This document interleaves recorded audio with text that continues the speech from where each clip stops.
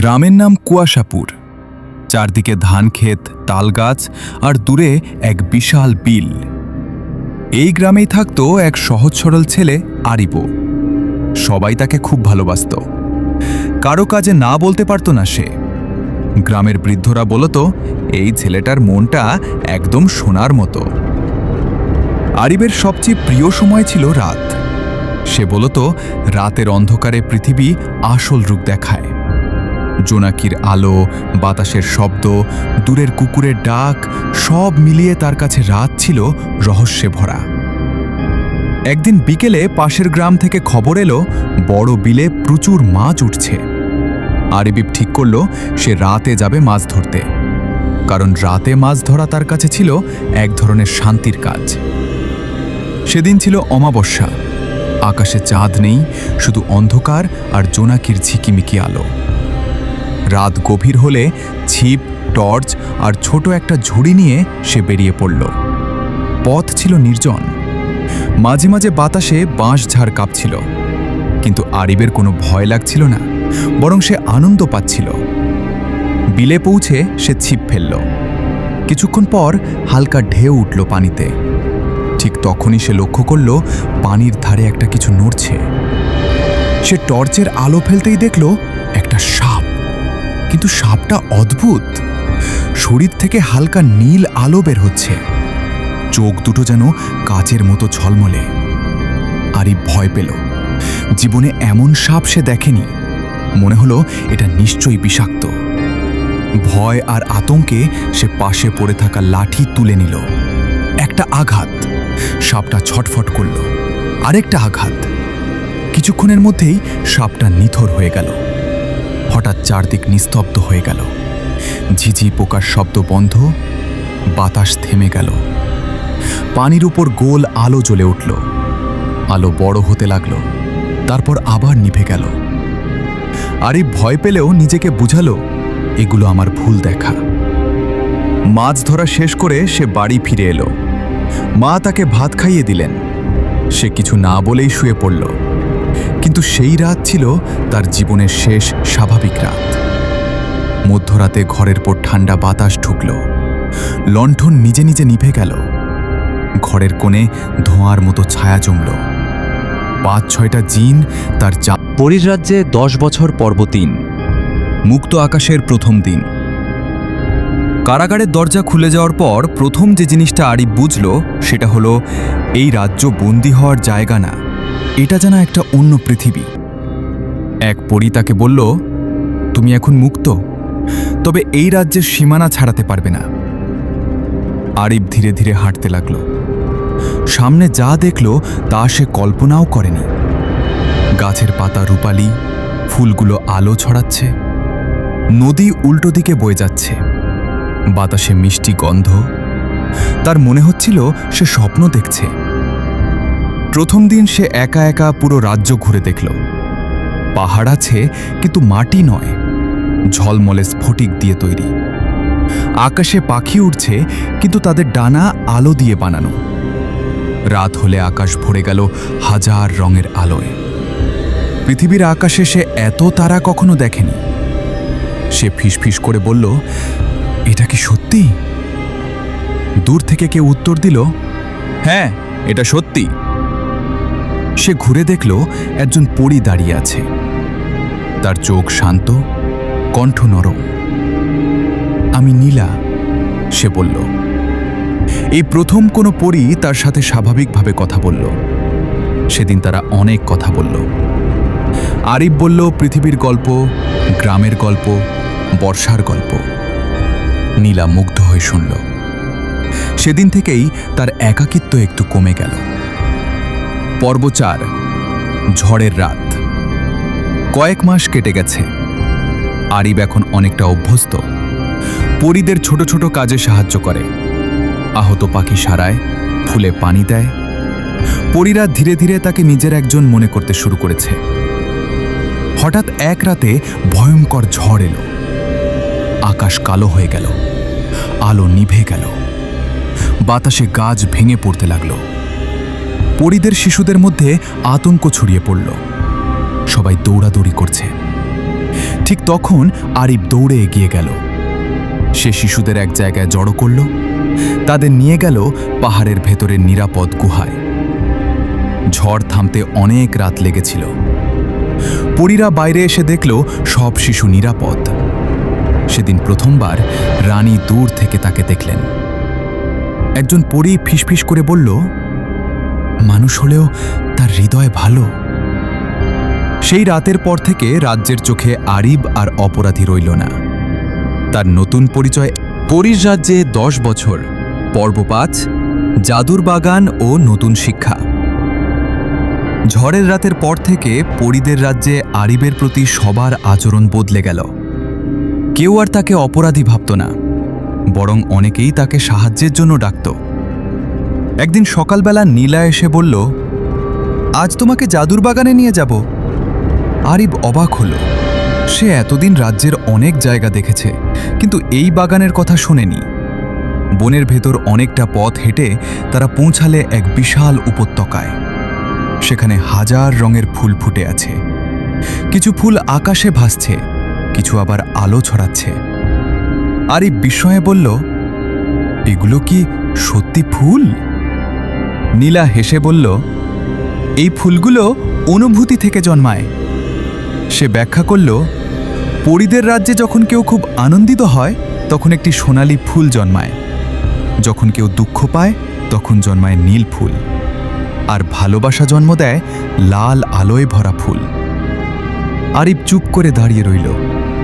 হঠাৎ তার মনে হলো, সে যদি কখনো খুব দুঃখ পায়, এখানেও কি ফুল জন্মাবে? নীলা বলল, তুমি এখন এই বাগানের যত্ন নেবে। সেদিন থেকে প্রতিদিন সে বাগানে কাজ করতে লাগল। শুকিয়ে যাওয়া ফুলে পানি দিত, ভাঙা ডাল জুড়ে দিত। কাজ করতে করতে তার মনে শান্তি আসতে লাগল। একদিন সে দেখল একটা ছোট নীল ফুল ফুটেছে ঠিক তার সামনে। সে অবাক হয়ে বলল, এটা কেন জন্মালা? নীলা নরম গলায় বলল, তুমি আজ পৃথিবীর কথা ভেবে কেঁদেছিলে। আরিব বুঝল তার হৃদয় এখন এই রাজ্যের সাথে জড়িয়ে যাচ্ছে।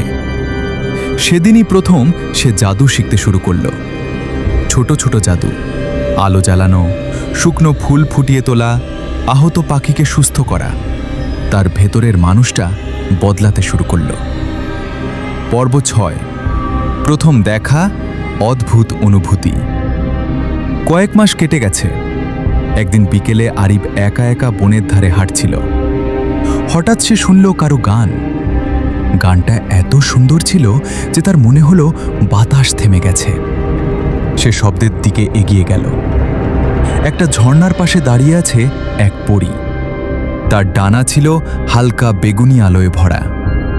চুল বাতাসে উড়ছে, চোখে অদ্ভুত শান্তি। আরিব প্রথমবার পরীর রাজ্যে 10 বছর পর্ব 7, বন্ধুত্ব থেকে ভালোবাসা। ঝর্ণার ধারে দেখা করা এখন অভ্যাস হয়ে গেছে। প্রতিদিন বিকেলে কাজ শেষ হলেই আরিব সেখানে যায়, আর লীরা যেন আগেই অপেক্ষা করে থাকে। তারা বসে গল্প করে, কখনো নীরব থাকে, কখনো শুধু আকাশের দিকে তাকিয়ে থাকে। একদিন লীরা বলল, মানুষের পৃথিবীতে কি সবকিছু এত দ্রুত বদলে যায়? আরিব হাসল, হ্যাঁ, সেখানে সময় খুব দ্রুত চলে যায়। লীরা ধীরে বলল, তাহলে তুমি ফিরে গেলে আমাকে খুব তাড়াতাড়ি ভুলে যাবে? এই কথায় আরিব চুপ হয়ে গেল। সে বুঝতে পারছিল তার ভেতরে কিছু বদলে যাচ্ছে। লীরার হাসি দেখলে তার বুক হালকা হয়ে যায়। তাকে না দেখলে দিন অসম্পূর্ণ লাগে। একদিন আকাশে হাজার রঙের আলো জ্বলছিল। তারা দুজন ঝর্ণার পাশে বসেছিল। লীরা হঠাৎ বলল, তুমি চলে গেলে আমি একা হয়ে যাব। এই প্রথম আরিব সাহস করে বলল, আমি যদি না যাই? লীরা অবাক হয়ে তার দিকে তাকালো। তারপর মৃদু হেসে বলল, তুমি তো মানুষ, তোমার পৃথিবী আছে। সেদিন তাদের নীরবতায় সব কথা বলে দিয়েছিল। সেই দিন থেকেই তাদের বন্ধুত্ব ভালোবাসায় বদলে গেল। পর্ব 8, পৃথিবীতে মায়ের অপেক্ষা। এদিকে পৃথিবীতে আরিবের মা দিন গুনে যাচ্ছিলেন। ছেলে হঠাৎ হারিয়ে গেছে, কেউ জানে না কোথায়। কেউ বলেছে জিন নিয়ে গেছে, কেউ বলেছে নদীতে পড়ে গেছে। কিন্তু একজন মা বিশ্বাস হারাননি। তিনি প্রতিদিন সন্ধ্যায় দরজার সামনে দাঁড়িয়ে থাকতেন, মনে মনে বলতেন, আজ হয়তো ফিরে আসবে। তিনি কবিরাজের কাছে গেছেন, ওঝার কাছে গেছেন, মাজারে গেছেন, মন্দিরে গেছেন। সবাই আলাদা কথা বলেছে। কেউ বলেছে ছেলে বেঁচে আছে, কেউ বলেছে দূরে চলে গেছে। 10টা বছর তার কাছে 10টা শতাব্দীর মতো লাগছিল। রাতে তিনি ঘুমাতে পারতেন না। ছেলের ঘর আগের মতোই রেখে দিয়েছিলেন, বালিশ, কাপড় সবকিছু। প্রতিদিন দরজার দিকে তাকিয়ে থাকতেন। এদিকে পরীর রাজ্যে সময় যেন দ্রুত চলে যাচ্ছে। আরিব আর লীরা এখন প্রতিদিন দেখা করে। তাদের চোখে ভবিষ্যতের ভয়, কারণ তারা জানে 10 বছর শেষ হতে চলেছে, বিদায়ের দিন কাছে আসছে। চলবে পরীর রাজ্যে 10 বছর পর্ব 9। বিদায়ের দিন। 10 বছর প্রায় শেষ। পরীর রাজ্যে সবাই জানে মানুষের ছেলে শিগগিরই ফিরে যাবে নিজের পৃথিবীতে। কিন্তু এই কথাটা কেউ জোরে বলে না, কারণ বললেই মন ভারী হয়ে যায়। সেদিন ঝর্ণার পাশে লীরা আর আরিব বসেছিল চুপচাপ। কোনো গল্প নেই, কোনো হাসি নেই। লীরা ধীরে বলল, তোমার যাওয়ার দিন ঠিক হয়ে গেছে। আরিব মাথা নিচু করে বলল, আমি যেতে চাই না, কিন্তু আমাকে যেতেই হবে। মা একা আছে। লীরার চোখ ভিজে উঠল। মানুষের ভালোবাসা আর পরীর ভালোবাসা কি একসাথে থাকতে পারে? আরিব বলল, আমি পথ খুঁজে নেব। সেই রাতে রানী তাকে ডেকে পাঠালেন। তোমার শাস্তি শেষ, রানী বললেন। তুমি প্রমাণ করেছ তোমার হৃদয় বদলে গেছে। আরিব মাথা নত করল। রানী আবার বললেন, তুমি আমাদের রাজ্যের বন্ধু হয়ে থাকবে, আর যদি সত্যিকারের ভালোবাসা থাকে পথ নিজেই তৈরি হবে। লীরা তখন দূরে দাঁড়িয়েছিল, তার চোখে হাজার না বলা কথা। বিদায়ের মুহূর্ত এলো। আলো ঝলসে উঠল, চারদিকে ফুলের পাপড়ি উঠতে লাগলো। লীরা ফিসফিস করে বলল, আমাকে ভুলে যেও না। আরিব বলল, আমি আবার আসব। তারপর সব আলো সাদা হয়ে গেল। পর্ব 10, ফিরে আসা ও অসম্ভব প্রেমের পরিণতি। আরিব চোখ খুলে দেখল সে আবার সেই গ্রামের বিলে দাঁড়িয়ে। ভোরের আলো উঠছে, পাখির ডাক শোনা যাচ্ছে। 10 বছর পর সে পৃথিবীতে ফিরে এসেছে। সে দৌড়ে বাড়ির দিকে গেল। দরজার সামনে তার মা বসেছিলেন, যেন প্রতিদিনের মতো অপেক্ষা করছিলেন। আরিব মা বলে ডাকতেই তিনি তাকালেন। প্রথমে বিশ্বাস করতে পারলেন না, তারপর ছুটে এসে জড়িয়ে ধরলেন। দুজনেই কাঁদতে লাগলেন। গ্রামের মানুষ অবাক হয়ে গেল। যে ছেলে 10 বছর আগে হারিয়ে গিয়েছিল সে আবার ফিরে এসেছে।